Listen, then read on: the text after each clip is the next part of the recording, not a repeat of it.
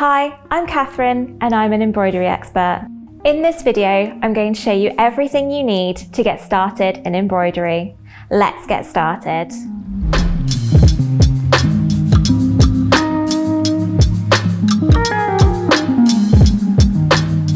If you like this video, don't forget to subscribe to Hobbycraft and click the bell icon to be notified of future videos.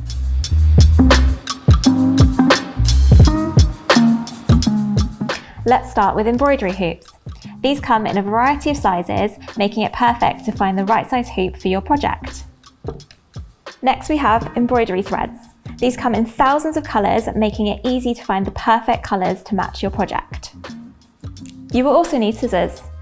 I recommend 2 pairs, one for cutting your embroidery threads and one for cutting your fabric. You will also need a pack of needles. These come in a variety of different sizes. The next thing you need is fabric. I'd recommend a cotton fat quarter for your first project.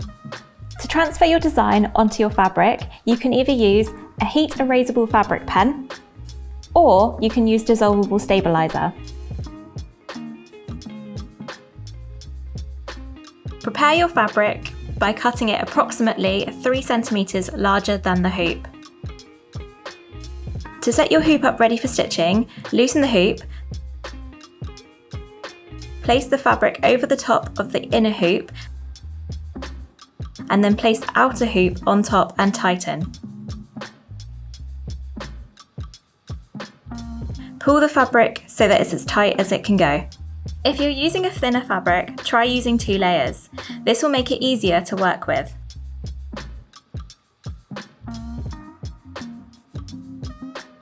There are different ways to transfer a design onto fabric.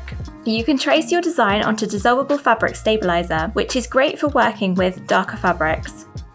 Once you've traced the template, place it over the fabric and tighten the hoop. Once the embroidery is complete, you will then wash this off. Another way to transfer your design is to use an erasable fabric pen. Place the fabric over the design and onto a good light source, like a light box or window.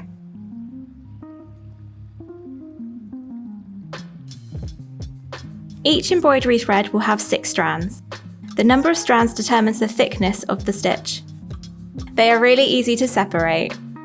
For a thicker stitch, use all 6 strands. For a fine stitch, use 1 strand.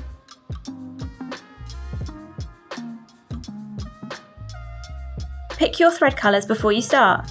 This way you will have everything you need and a plan to follow.